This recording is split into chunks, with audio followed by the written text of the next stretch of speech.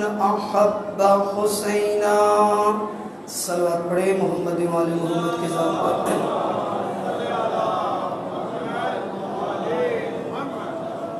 دعا ہے پروردگار عالم اس مقدس مقام پر مومنین کرام کا آنا اپنی بارگاہ میں عبادت شمار فرمائے۔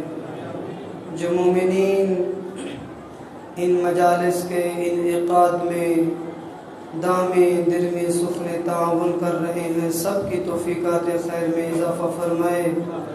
اس عزاداری کو قیامت تک زندہ رکھنے کی توفیق عطا فرمائے۔ دعا کی قبولیت کے لیے صلوات پڑھے محمد وآل محمد کے ساتھ۔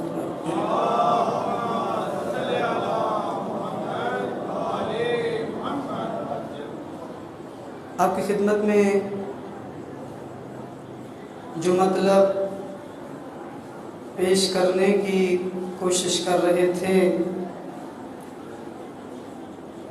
کہ اللہ کے ساتھ ہمارا رابطہ ولایت کا رابطہ ہے۔ توجہ کیجیے گا،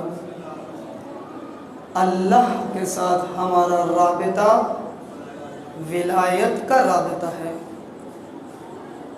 خدا نے اپنی مخلوق اور انسان کا رابطہ جو اپنے ساتھ رکھا ہے وہ ولایت کا رابطہ ہے۔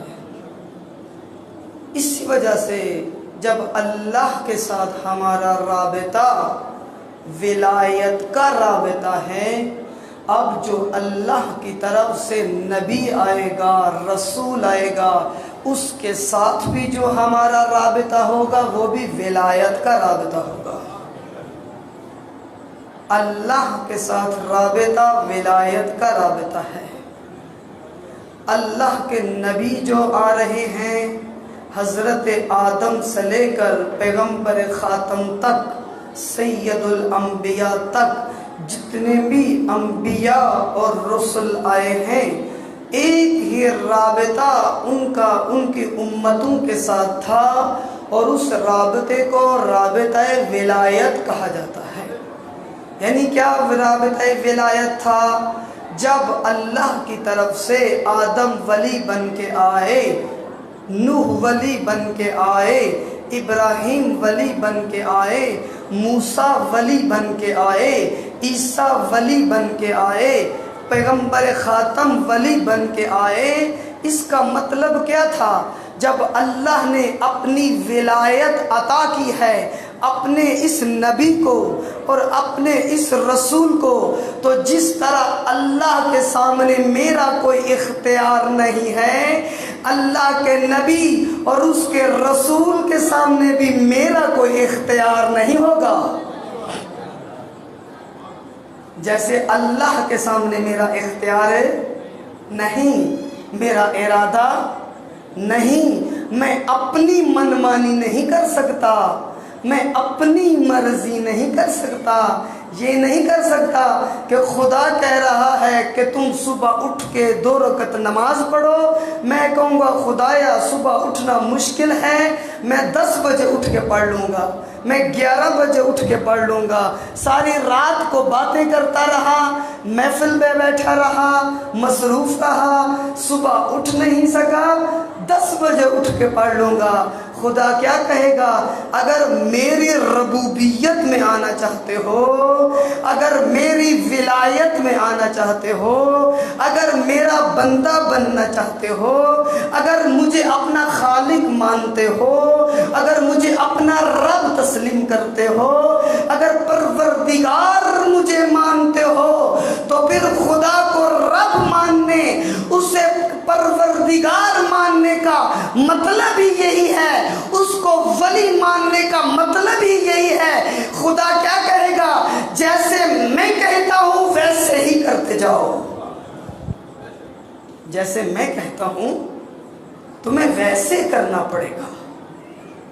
عرض کیا تھا نا، اگر آپ کو یاد ہو، جہاں پر ولایت ہے وہاں 3 چیزیں ہیں، خالقیت ہے، مالکیت ہے اور ربوبیت ہے۔ توجہ کیجیے گا، جہاں پر ولایت ہے وہاں پر خالقیت ہے وہاں پر مالکیت ہے، وہاں پر ربوبیت ہے۔ مطلب کیا ہے؟ یعنی جس کو خالق مانا وہی ولی ہو سکتا ہے۔ توجہ کیجئے گا، اس لیے میں نے پہلے ایک جملہ کہا تھا کہ جہاں پر یہ تین صفات اکٹھی ہوں فقط وہی ولی ہو سکتا ہے۔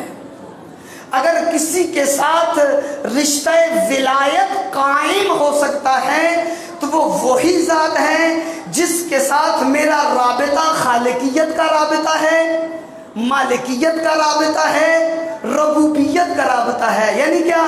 یعنی وہی میرا ولی ہوگا جو میرا خالق ہے، میرا مالک ہے، میرا رب ہے، وہی میرا ولی ہو سکتا ہے۔ اس کے سوا کوئی بھی ولی نہیں، اس کے سوا کسی کی ولایت نہیں۔ اسی لیے کہا جاتا ہے اس کائنات کے اندر کہ اگر کسی کی ولایت ہے تو وہ ایک ہی ذات ہے جسے پروردگار کہا جاتا ہے۔